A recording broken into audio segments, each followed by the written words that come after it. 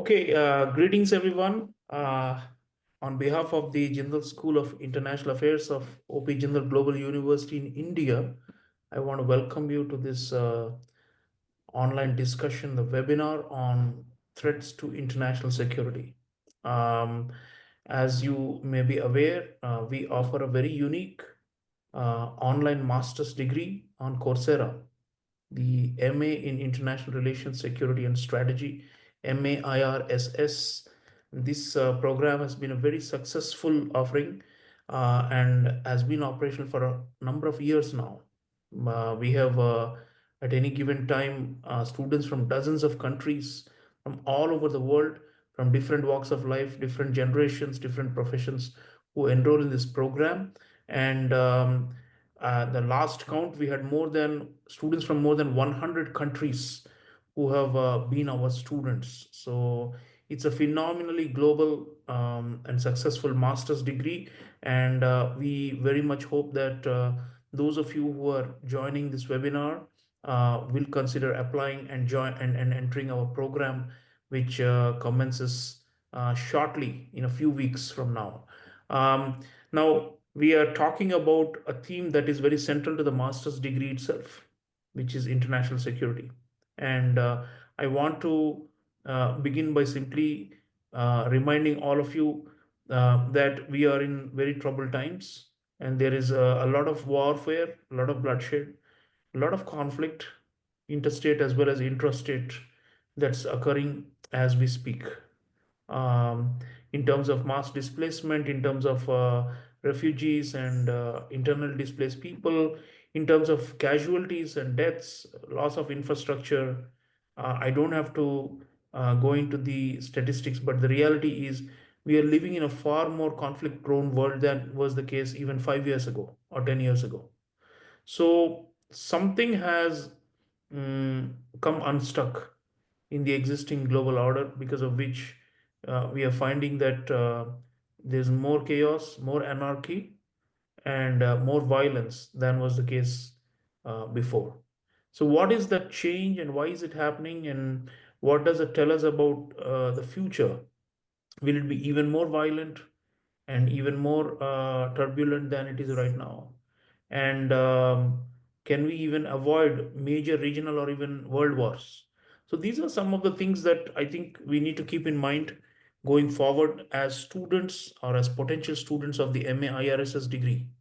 um, Before we start the discussion, I want to urge those of you who are attending this live to use the chat box to let us know, or the Q&A box to let us know which countries you're from and where you're logging in from, so I can then reference your countries as well, and we can also steer the discussion based on the backgrounds to which you belong.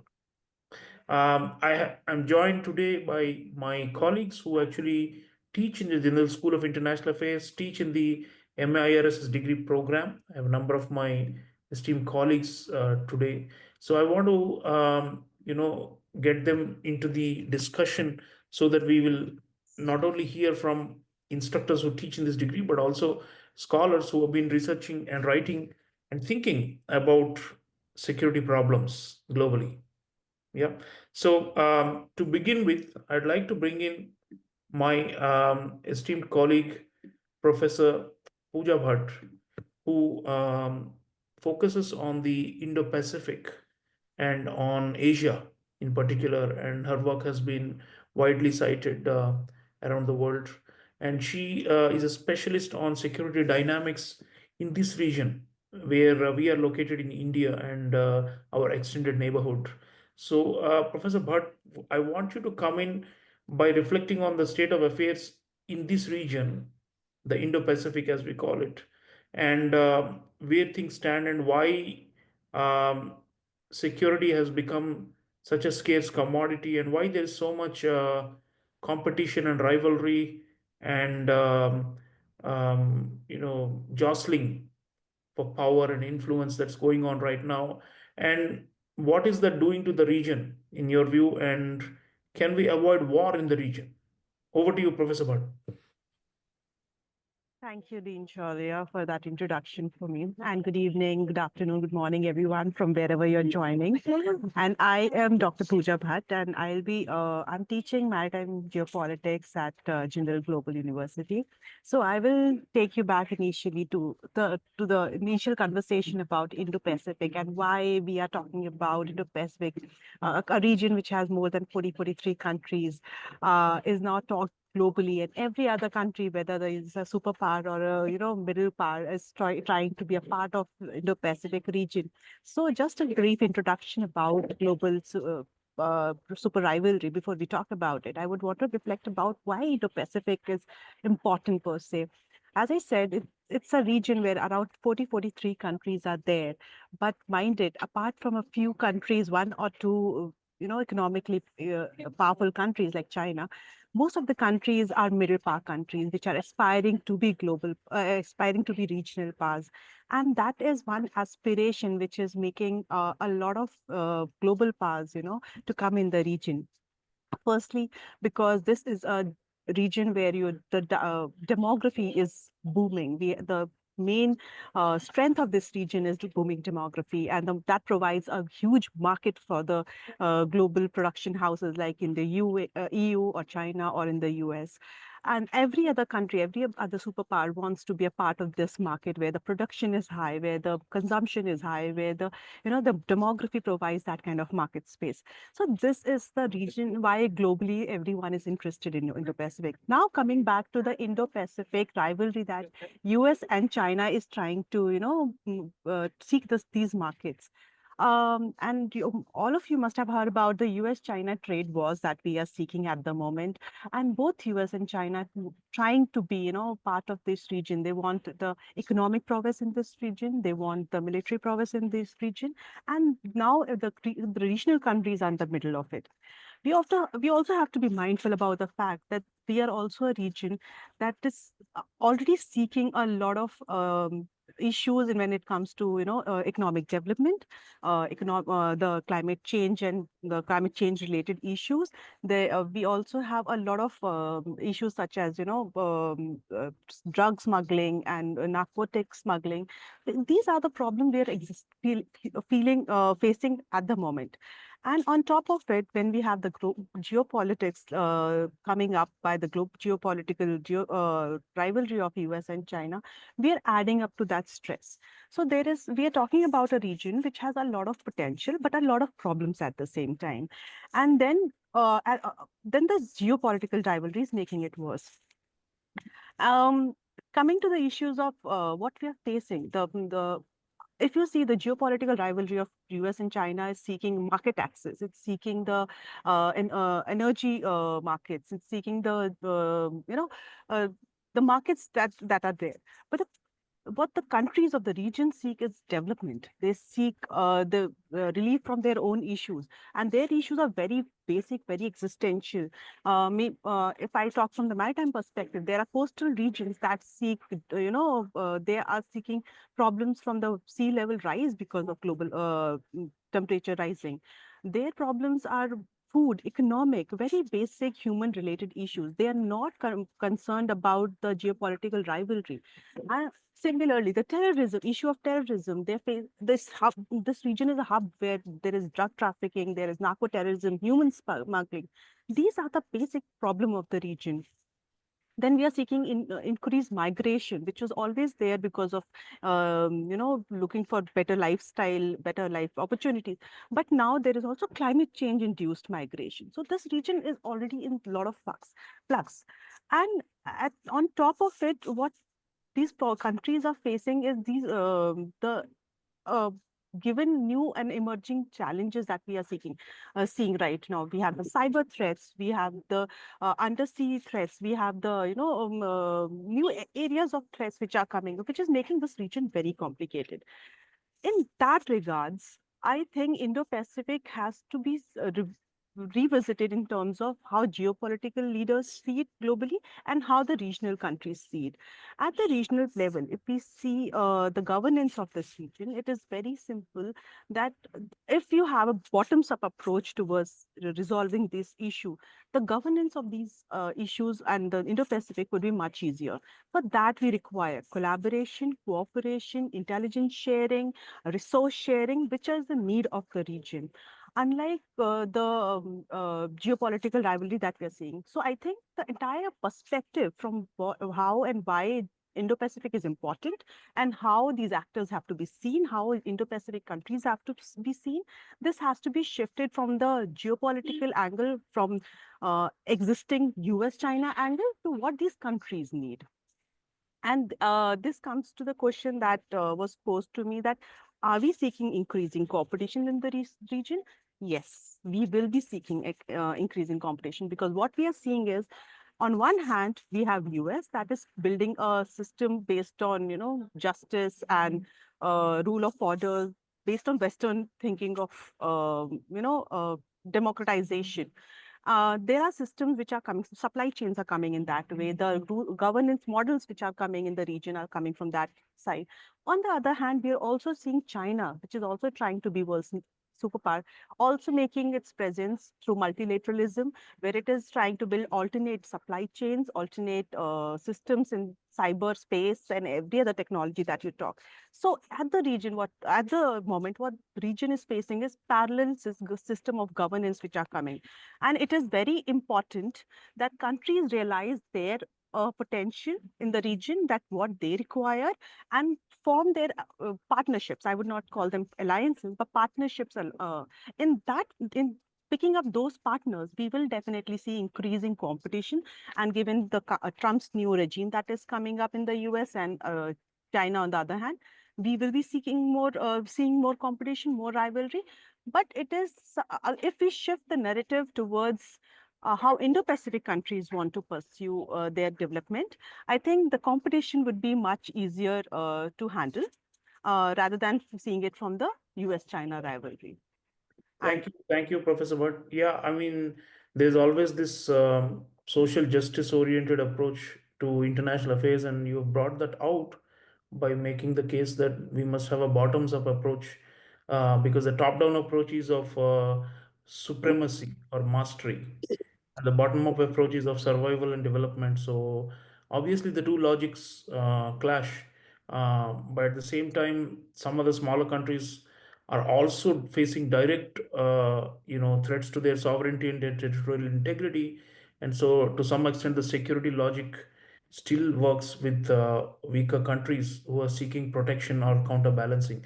So it is a toxic mix, and indeed we may see more conflict and competition going forward, which is something we study always in the MAIRSS program, because what you see in the news, students, is a manifestation of these deeper phenomena that our professors are talking about. The world news will only give you the example of the phenomenon. The phenomenon, for you to understand it, you should enroll in our master's degree and learn from our professors.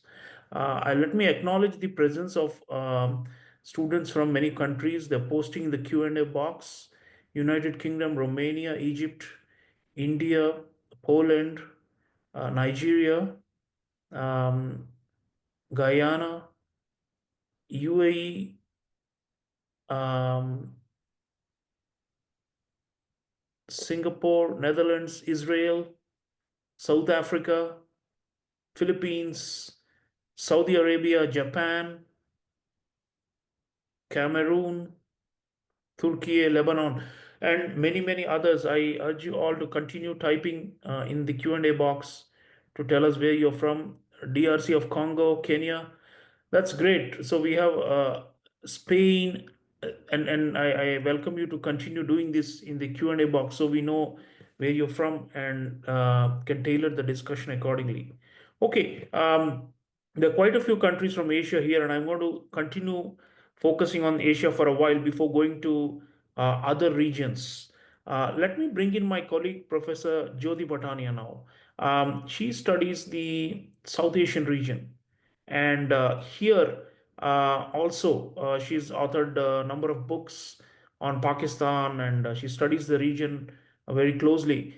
Here also, there has been, a lot of upheaval and volatility in the last few years. Many regimes have collapsed and have suddenly been overthrown, and there's a great deal of uncertainty and fear. There's a war still going on next door to us in India, in Myanmar, a very fierce war. And most of the other countries in the region are not settled and are facing very, what you call, fragile state or failed state type of existence. So there's a lot of uncertainty about the future of this region, which can also generate more violence and conflict and security threats, both traditional and non-traditional. Professor Patania, over to you. Your reflections on the subcontinent and the South Asian and the Indian Ocean region, what's happening there, and your thoughts on security threats in this region, what we can do about them. Yeah. Thank you so much, Dean, and welcome everybody to this wonderful session. Um, I take a course on negotiation and resolving international conflicts in the MA IRSS program. And the basic aim of the course is actually to study and try and prevent conflicts from occurring through the topic and discussion on conflict prevention. Now, South Asia is not, separated from the rest of the world. So, whatever is happening all across the world with respect to climate change, with respect to high intensity conflict and instability, with respect to artificial intelligence, which is a raising concern because I think it needs some regulations, with respect to hunger and malnutrition. The global report, food crisis report, says that 282 million people, and most of them in South Asia are getting affected because of hunger and malnutrition. And if I take from South Asia region to Africa, 95% of Africa's farmers rely exclusively on rainfall. And if they don't get it, the food production has declined by 34% as per the statistics. Continuing with that, even in South Asia, transnational organized crime, whether which my colleague referred to, whether it's human trafficking, it's drug, it's money laundering, it is all being affected even in this region. So, what is, if I say, how do we tackle this? So, in my opinion, and in my course, and in MAIRS's course, you will have perhaps you will be alluded to these kind of suggestions. Number one, conflict prevention. How do we do that? Dialogue and mediation. So we encourage peaceful resolution of disputes by negotiation.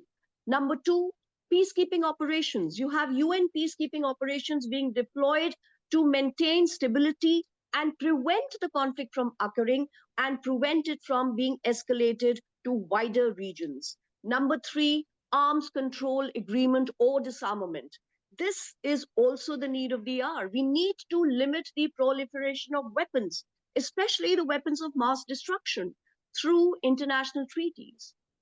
Addressing the root causes of causes is very important.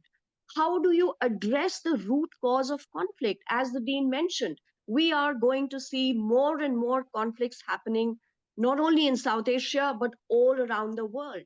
So, why at one level the humanity is progressing? We are trying to get into not only moon, we are trying to, go towards Mars. And at the same time, when we are progressing so much, we are regressing in our psychological aspects. And why do I say that? I say that because we are getting more towards wars, not only trade wars. We are getting, in international terms, I would say the realist perspective or the realist paradigm of IR is time and again being proven to be true. So, how do we address these root causes of conflicts, whether interstate or intrastate? Number one, economic development. You need to promote the economic growth and poverty reduction in the vulnerable regions. And here I'm talking about South Asia, because you need to address these underlying causes of conflict like inequality, malnutrition, education, unemployment. This all comes under the economic development vertical. Good governance, supporting democratic institutions and rule of law in countries which are prone to instability is something which is the need of the hour. Human right protection, promotion of human rights and addressing the violence violations to prevent ethnic or political tensions. So in South Asia also, what are the emerging threats? Number one, cybersecurity. Number two, climate change. Number three, artificial intelligence. So what do we do? Cooperation, collaboration, but how? Number one, through multilateral institutions, utilizing the organizations like UN, which have become almost, I don't want to use the word redundant, but they are not showcasing what they can do. They are primarily more energetic in humanitarian aid, but not with responses to the conflicts that are happening around the world.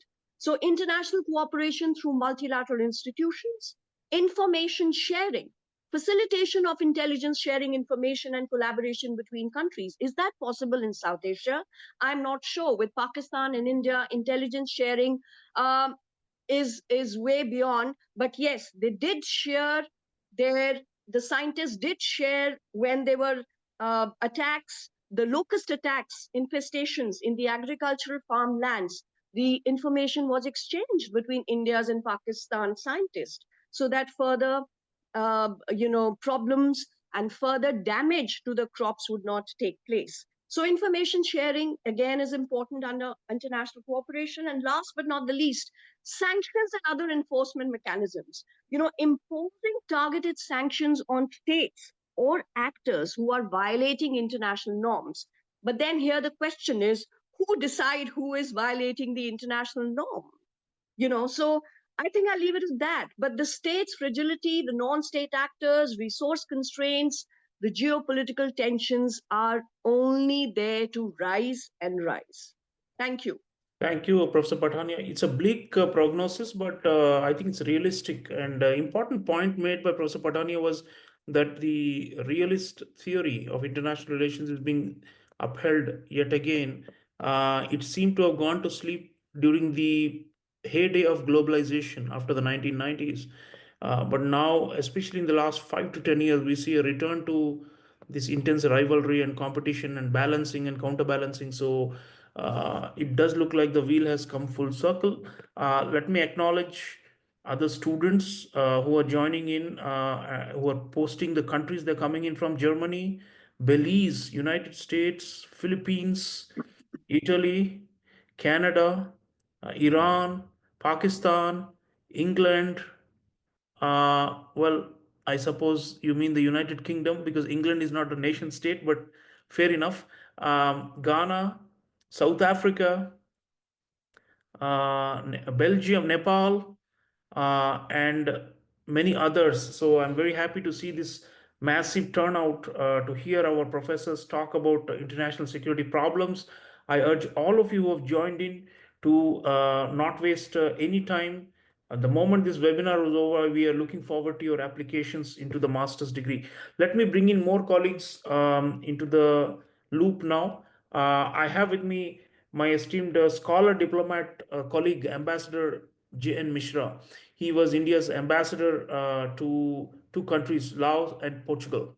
So he has also seen Asia as well as Europe at very close quarters, and he's a keen observer on global issues and teaches a range of very interesting non-conventional courses here at our university. Ambassador Mishra, your thoughts on international security, why it's worsening, and what can be done about it, and any particular region you may want to reference, please, sir. Yes, thank you very much, Dean. I apologize. I came in a few minutes late because the system didn't work. I couldn't get in. Thank you very much. I'll come straight to the point. Later, I'll speak about what I'm teaching, but straight to the point. Is it worsening? Is it getting better? Is it neutral? It's difficult to say, actually, if things are better or worse, because sometimes they wind down and sometimes they flare up. First of all, we are not in the midst of any events leading to global wars right now. Let's be clear about that.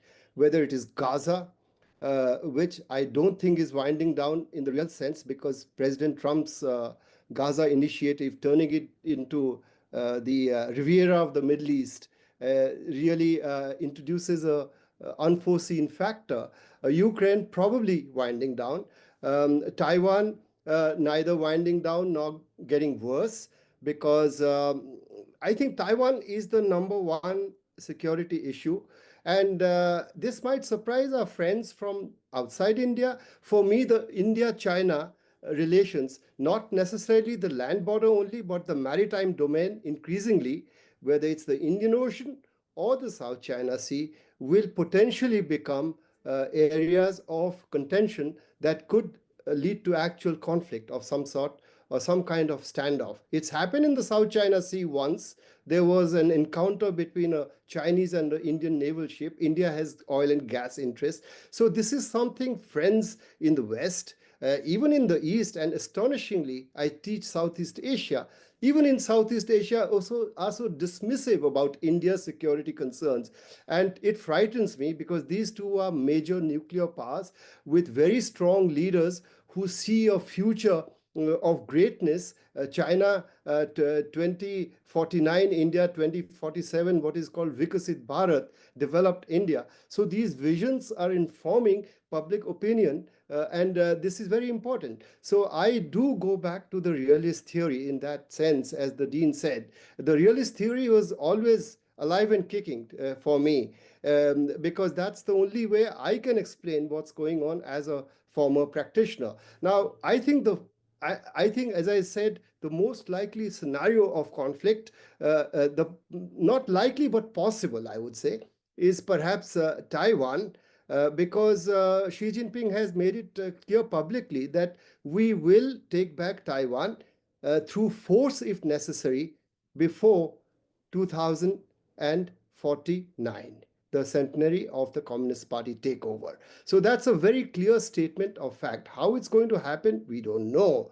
It's not likely to happen right now, in the next few years, perhaps, because I don't think China has the capabilities to deploy. Even if the US gave China a kind of carte blanche, can China do it? The Taiwanese would resist very strongly, because they have developed a separate identity of sorts. So, so this is number one. And strategic ambiguities, which is what the US has followed. The Taiwan Relations Act is a domestic legislation. They are not an ally of Taiwan because they don't recognize Taiwan as an independent state under the Shanghai Communique of 1972. See, Taiwan is recognized as a part of China. It's complicated. Yet the US comes to Taiwan's aid through bolstering its military.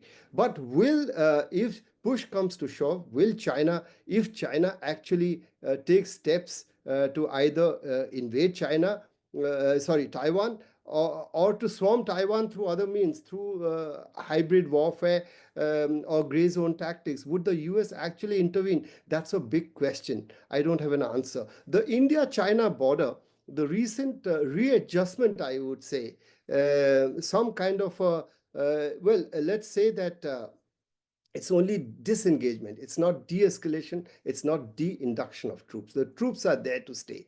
The narratives are completely different coming from China and India. There is no joint statement. There is no meeting ground on what is the problem. And the structural problem is that China just cannot accept India as a peer rival. And China must undermine Indian security in whatever way possible to tell India's neighbors that India can't look after itself. Therefore, it can't look after you, and therefore you need to bandwagon with us.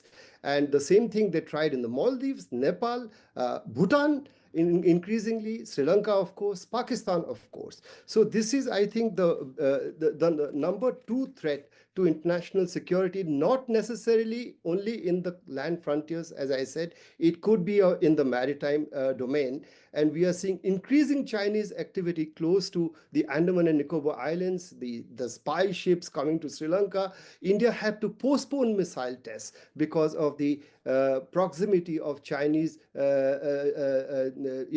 spy ships. So these kinds of things are already happening. Some kind of conflict is already going on, and the world needs to look at it with interest and also concern. So unless China accepts India's legitimate core interest, China doesn't even accept India as a even as a de facto nuclear power. Forget de jure, nobody accepts that. They are not willing to have any dialogue on nuclear issues with India simply because they don't recognize that India has nuclear weapons. I mean, this is so completely far removed from the reality.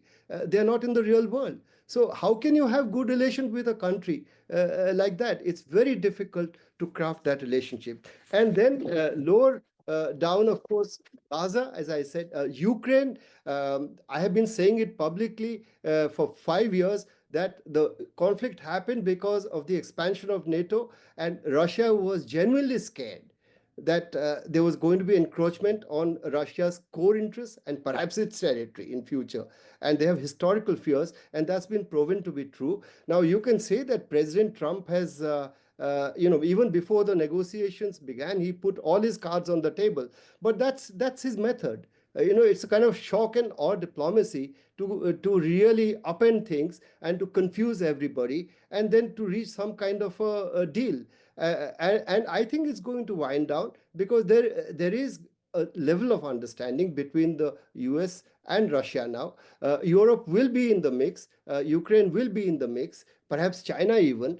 But it will wind down. The Middle East, I'm not so sure. Gaza, I'm not so sure because, frankly, as I said, if you want to turn it into a Rivera of the Middle East, I mean, under what law?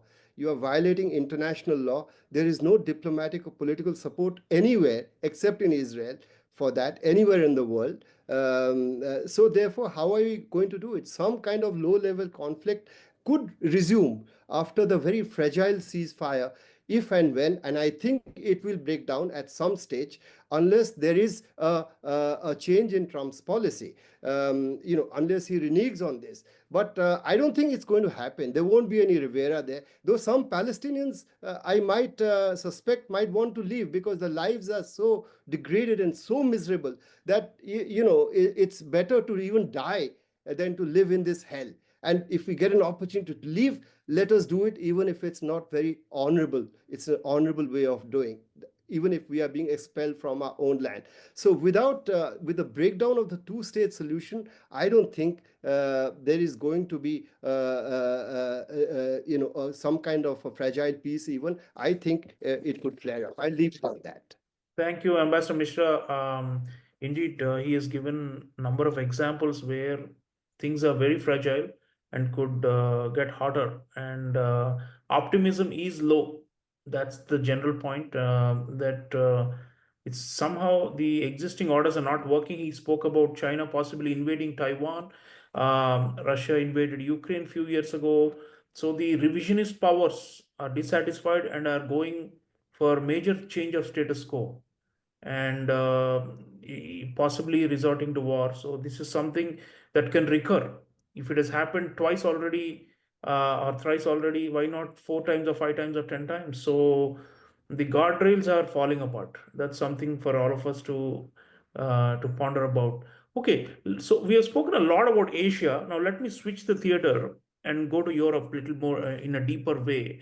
My colleague Professor Tatiana Belousova is here, and she teaches courses on the Russia and the former Soviet region and the geopolitics and the developments there. Professor Belisova, there is some, optimism in Russia that maybe the war might come down to a close on its terms, but we are not sure at all. Let's reflect a little bit on this major war in Europe, which is the worst since World War II. So, in 75 years, we hadn't seen a conflict like this. So, what is your take on why this happened and what is the future course now? Because it seems that both the Russians and the Ukrainians want security guarantees of different types, of different sorts, and I'm not sure who's going to give them, and whether the US is going to be the credible guarantor of any peace there. So let's have a discussion, please, on this matter for the interest of our audience. There are some questions already about Trump and whether Trump has changed the dynamic altogether in the Russia-Ukraine war. What are your thoughts? And going forward, how can we create security in the region? That is the biggest challenge. Yeah, Thank you, Professor Cholia. And I also saw those questions, and I would be happy to address some of them. As we know, recently there were many consequential and rapid developments regarding European security, transatlantic unity, and the transatlantic, unity and the conflict in Ukraine. Despite the peacemaking efforts on the part of Trump administration, there are numerous stumbling blocks that would hinder the upcoming negotiating processes. Professor Mearsheimer thinks that, quote unquote, President Trump will not be able to reach any meaningful deal with Russia because of the conditions Putin put forward. Namely, Ukraine and the West must recognize that Ukraine would never join NATO and Ukraine would be a genuinely neutral state. Plus, there would be an acceptance that Russia has annexed 4 regions plus Crimea. And it is difficult to imagine how Ukraine and the West would agree to these conditions. Thus, according to John Mearsheimer, there would be no peace accord between Russia and Ukraine in the foreseeable future, but rather a frozen conflict, similarly to the Korean conflict in 1953, some form of armistice. Another consequential development is the emerging rift between the US and Europe. It is almost surreal that the new Trump administration has decided to side with Russia at the expense of the relations with the European Union and Ukraine. Some experts observe that the transatlantic alliance is in Gramscian crisis, means the old is dead and the new is struggling to be born. Even a couple of months back, it would be unthinkable to witness such a rift between the EU and United States. This is a paradigm shift, and there might be no return to the previous status quo, even when Trump is no longer a president. The new trend is underway when the US is no longer willing to be an omnipresent power, but rather to pick and choose its sphere of influence and direct involvement. Trump, for instance, mentioned that the US is not going to send troops to Ukraine because it is, quote unquote, it is far away. This is certainly a departure from the Biden administration that was determined to stand by Ukraine no matter what. There is a view that there could be a larger strategy behind the US-Russia unexpected rapprochement. Some experts believe that it is part of a realignment strategy where two countries get closer together and can potentially balance China. This is happening in the context of the ever-growing US apprehensions vis-à-vis China's rise and the existential threat China poses to American hegemonic ambitions. Obviously, the US is unwilling to cede its leadership role on the world stage and views China as its peer competitor. In the recent commentary published by Brookings, it was stated that, quote unquote, China and Russia are weakening the underpinnings of American leadership on the world stage. The same article says that US has limits in its ability to engineer a Sino-Russian split. In other words, this type of strategic thinking has been circulating among American political elite.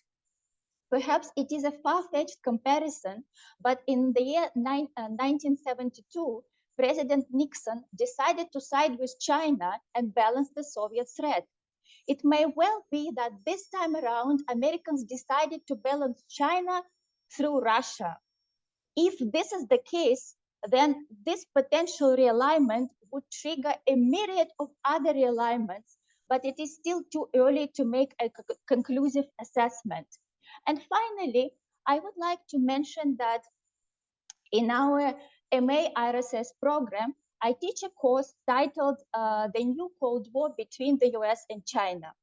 Usually, I share plenty of reading and video materials with students, and during live sessions, we have lots of engaging discussions that often go beyond the US and China competition and cover a larger geopolitical context. I would probably stop here. Thank you so much. And I look forward to our interactions with some of you who would be willing to join our exciting program. Thank you. Thank you, Professor Belousova. Yeah, I think that's a balanced assessment of where things stand. And also, I think the historical analogies may be flawed because we are not sure whether the same conditions can recur from 1970s to today. But it's fascinating.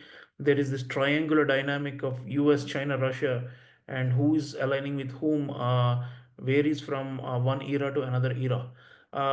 Now, there have been quite a few questions in the chat box about non-traditional threats. I mean, mostly we have spoken about the conventional threats. So we've spoken about interstate rivalry, great power competition, militarization, and arms races and threats to sovereignty of small countries by big revisionist powers. Those are the classic security threats. But there are some interesting questions. I want the panel to come up with some brief responses. For example, Aditya Gulati is asking, can we move to a more comprehensive understanding of security, which includes economic, environmental, and cyber security? And are we ready for it? We have Nora Kalusis, uh, who is in France and is asking about the rise of the far right political parties and whether that can impact Western societies and the world at large. So these are obviously what we can call non-traditional challenges. There's also a question about trade wars, and Shahnawaz is asking if these could be dangerous to all countries and can unleash wider conflicts. Um, and I like one question by Aditya Singha, who says, is the world moving towards power, and only those who have power will create the new global order? And isn't this unethical? Meaning, it's only the powerful who seem to be now ruling the roost. In other words, the law of the jungle seems to have returned from into the center stage. So let me just quickly request our panelists. We are running out of time. Brief 1 or 2 minute responses to this whole question of non-traditional security challenges, what we can do about them apart from the mainstream interstate rivalries and competition and military arms races and threats. But Dr. Bhatt, you want to go first briefly on non-traditional threats and to security, and do we cover these in our teaching? What we are doing in our classes. Absolutely, these are excellent questions. And actually, this is the thing that we're trying to cover in our online courses, that security is just no more about military security. And there is a wider approach to security, which involves human security and human related everything like cyber security, maritime security, economic security, ecological security. So no, the idea of security is now broadening. And this is now has to now come into our discourse of understanding. And one of our approaches in our courses, online courses, is to teach students of these different areas of security and the approaches of it, and to make you more aware that the idea of security is beyond the military security. So we will be doing this on our online courses once you join us. Thank you. Um, Great. Professor Patania, non-traditional threats, and are we addressing them adequately, or are we still fixated only on the so-called high politics of rivalries between big powers and regional powers?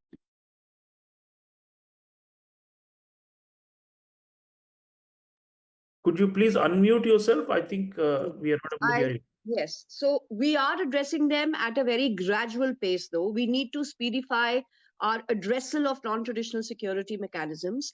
We talk about renewable energy, community resilience, sustainable agriculture, all these issues, the SDGs of the UN. These are leading us towards providing an ecologically safe world. But I would just like to end here by stating that I think it's time we should not call non traditional security threats as non traditional, because these are the real security threats today. And it's time that the academics and even the practitioners stop calling them as non traditional threats. I think these are the real threats today, and they are no more non traditional. I think they are as good as severe, perhaps more severe than the traditional security threats today. I'd like to end there. Thank you. Thank you, Ambassador Mishra. Your thoughts on this, more developmental aspects and the climate change and all these, they are also fueling a lot of conflict and insecurity. But generally, we still tend to focus only on the high politics of what Trump is doing or what Putin is doing or what Xi Jinping or Modi is doing. We are not really talking about these grassroots issues as much. And how can we bring them into the classroom and also into the public discourse?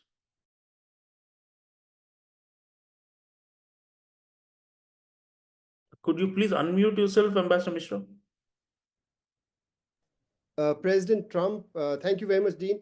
President Trump is now talking about America first. It's what he's been talking about all along. U.S. interests will be the foremost concern of the American president and his administration. Now, what does it do to climate change? You mentioned climate change. I mean, if you walk out of the Paris Paris climate talks agreement, then it has a catastrophic effect on the rest of the world, because you are the most powerful country with the greatest influence to shape the discussions and to reach consensus. And of course, you are a very large emitter. Just as China, India, others have to come into the picture. We have the Solar Alliance, for example, India and France.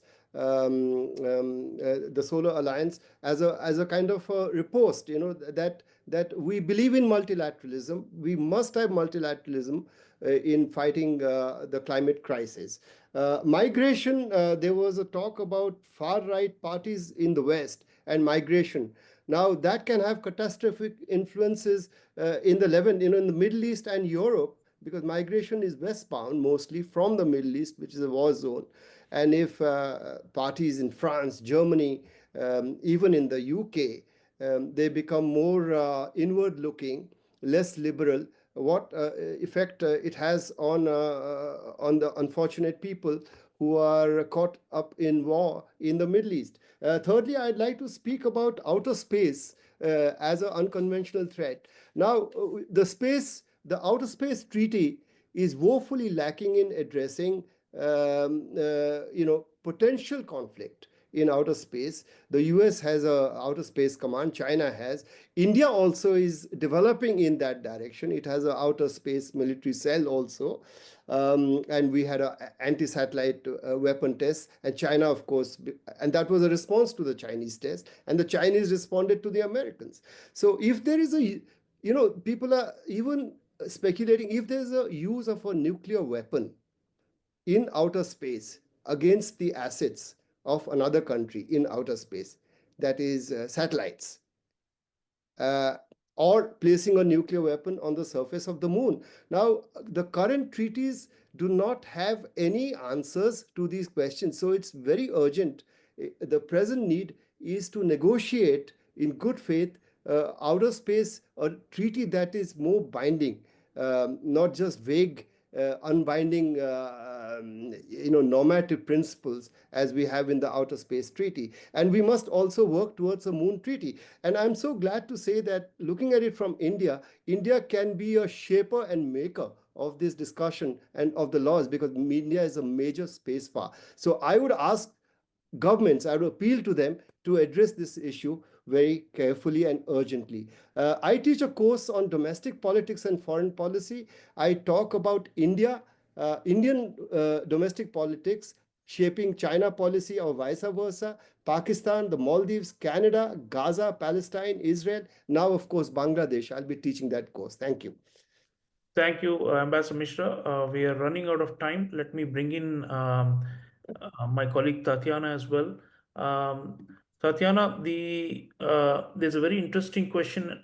I hope you can address it. I don't think we are specialists. None of us are specialists on this, but there's a very interesting question about artificial intelligence. It's a student from Nigeria, Omosaleva Akanbi Nyander. And the question is, the proliferation of artificial intelligence, AI, what will its impact be on international security? I mean, people have been talking about, you know, robotic soldiers and, automated wars and such things. But is this also a factor that we need to bring in? Because nowadays, on no matter what the topic is, artificial intelligence is being brought in as a concern or as a factor. It's become like the biggest catchphrase or the buzzword. So technological changes, AI, do we need to also factor this in, and will AI make the world more insecure, or is that too simplistic a question? Last word, Professor Belisova. What do you think? Yeah, absolutely. And Professor Jyoti Pathania has already mentioned that AI should be regulated by all means. But regarding this particular question, if you look at the website of Red Cross, when they discuss four Geneva Conventions, you can come across a short video over there. And it's like a cartoon, but very discomforting, I would say. And then towards the end of that cartoon, you can see this robot um, like used in military terms for military purposes. And then there is this rhetorical question whether this robot would be able to identify a real military target, or the robot would just confuse it with non-combatants, with with one of the member of the civilian population. So these are all troubling developments, and we need all to keep a close eye on that. And before it is too late, this kind of issues should be addressed. Because this video, this short cartoon, is quite poignant in terms of its content.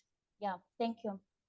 Great. Now, before we close the webinar, I'd like to bring in my two colleagues who are the administrators of the MAIRSS program, and I would request them to say a few words. Professor Bhavika Bahal and Professor Devendra Sahu. Bhavika and Devendra, over to you. What would you like to say to the students who are attending this webinar and to those who are going to be watching this on YouTube? Please give them the basics about the MAIRSS and how to go about it. Thank you, Dean. We have probably covered all the best today, but just want to add what you asked about the development aspect and what Professor Pathania did not want to call non-traditional security threats. We have full-fledged courses on climate change, migration, and human security. And also, as part of the cross-elective packages, we are offering courses on gender development, development economics, environmental issues, policies, and practices. So those are also part of the MAIRSS program. So I just wanted to say what the prospective learners are seeing today is just a glimpse of what we have to offer in our MAIRSS program. And regarding the students, so we have close to like 100 countries represented in our program today. And the students are from diverse backgrounds like civil servants, diplomatic services, UN, multilateral bodies, media, risk analysis, military officials, and many more. So in spite of it being an online program, what they get is to interact among each other, not within their cohort, but also with the students from other cohorts, like in live sessions, in discussion prompt, and also in the Slack channels. So just going to add a few things regard to our program application. The application process is very simple, and there is no fee to it, and you just need to fill out some basic questions and uploading few documentations like identification documentation and one essay. What is your career aspiration and how it is in sync with our MAIRSS program. And few dates to remember that we are starting the next cohort of spring 2024 starting from 1st April 2025. So we are closing application soon. Any concern, you can write to us at online@jgu.edu.in. That has already been posted in the chat box. I think Bhavika can add a few things. Thank you, Professor Sahu, and I believe he has covered most of it. I'd just like to add another point. When we go through queries, we often get a question regarding what's the difference between as to how we treat the online and offline students. I just wanted to point out that in terms of academic standards, as well as the opportunities and facilities we offer, there's no difference between the online and offline students. In terms of pedagogy, the course is extremely intense. We have both asynchronous as well as synchronous modes of teaching. We make sure there's enough engagement between you and the professor, as well as enough material is provided to you. We offer our online students access to both physical as well as online and remote login to libraries, which provides them content for their own research. In fact, we also offer a research track to students for those who are interested in research related activities. So to put it all together, maybe the only difference that exists is in terms of fee, which is pretty minuscule if you compare it to the offline programs. So we do encourage more and more students to join in and be assured that the quality of the program as well as the standard is really intense as well as engaging. Thank you. Thank you, Bhavika. And from this year, from this cohort, it's going to be, what is the duration of the masters? It is going to be 1 year. So the students who enroll and whose classes commence on 1st of April 2025 will likely graduate in 2026 itself. Yes. So on 30th April 2026, they will have their degree and transcript in their hand. Yeah, this is an amazing thing I want to mention to prospective applicants. In earlier years, it used to be a 2-year program, which means that if you are enrolling in this spring of 2025, it would have been, you would get your degree in 2027. 4 semesters. Now the entire model has been changed, and Jindal Global University has a institution of eminence status from the Indian government and autonomy, and we are able to offer shorter degree programs which are more tailor-made for international students, especially. And of course, they are valid and accepted in India as well. So I think this is your opportunity, students. Please grab this. We look forward to your applications, and once you're past the practical aspects of applying and getting the admission, then the real learning and the real interaction will happen. This webinar was simply a little bit of a teaser to the full degree program. You can learn from these amazing colleagues of mine. I myself teach a course in this program called Foreign Policies of Great, Middle, and Small Powers. So there's so much that awaits you if you make the right choice. So, as a faculty, we are, of course, committed to delivering the highest quality learning and engagement to all of you. And I think just the live sessions as well as the recorded content that you will watch as part of this degree program will take your understanding of international issues to a higher level. I'm so confident that this program is right for you. There are questions about which we could not answer due to shortage of time about Africa and about the Middle East and about other regions.